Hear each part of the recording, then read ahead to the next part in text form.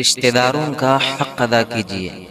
اللہ تعالیٰ بنی اسرائیل آیت نمبر 26 میں فرمایا وَآتِ ذَا الْقُرْبَى حَقَّهُ وَالْمِسْكِينَ وَابْنَ السَّبِيلِ وَلَا تُبَذِّرْ تَبْذِيرًا، اور قرابت داروں کا اس کا حق مالی و غیر مالی دیتے رہنا، اور محتاج مسافر کو بھی دیتے رہنا، اور بے موقع مال کو مت اڑانا۔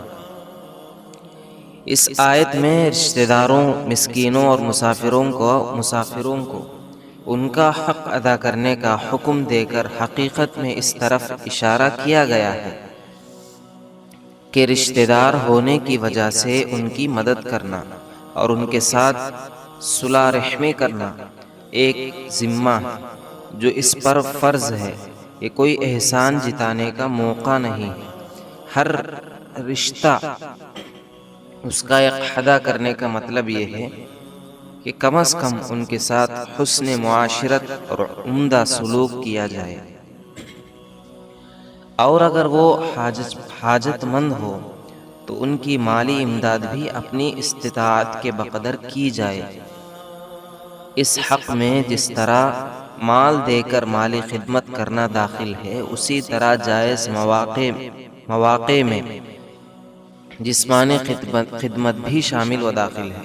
اسی طرح بیمار پرسی، خبرگیری، زبانی تسلی، اظہار ہمدردی، خاطرداری اور خوشدلی جیسے خوشدلی کے جتنے بھی مواقع ہوتے ہیں ان کو تسلی دینا، ان کو خوش کرنا، یہ پوری چیزیں اس کے اندر شامل ہوتی ہیں۔ تو خوشدلی جیسے امور بھی حقوق میں داخل ہیں۔ کیا اللہ کی رضا چاہتے ہو؟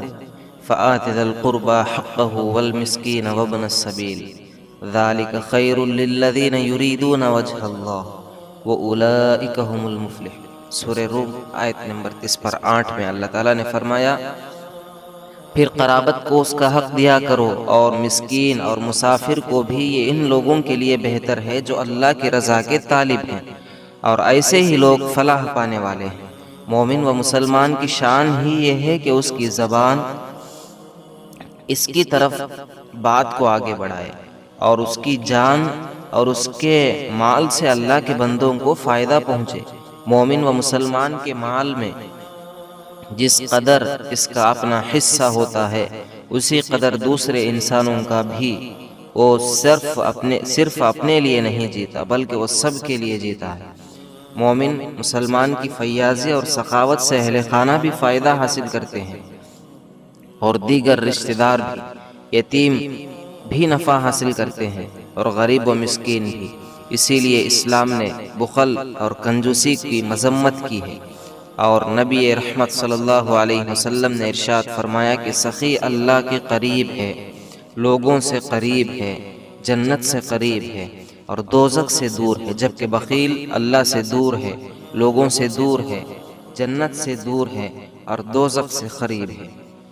یقیناً ایک جاہل سخی اللہ کو ایک عبادت گزار بخیل سے زیادہ محبوب ہے۔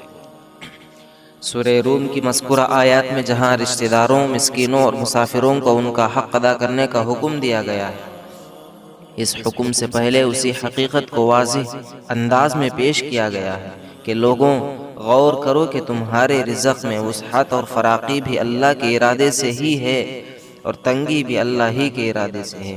اس لیے تم اللہ پر بھروسہ رکھو، اور یہ سوچ لو کہ جب رزق میں کمی بیشی اللہ کے ہاتھ میں ہے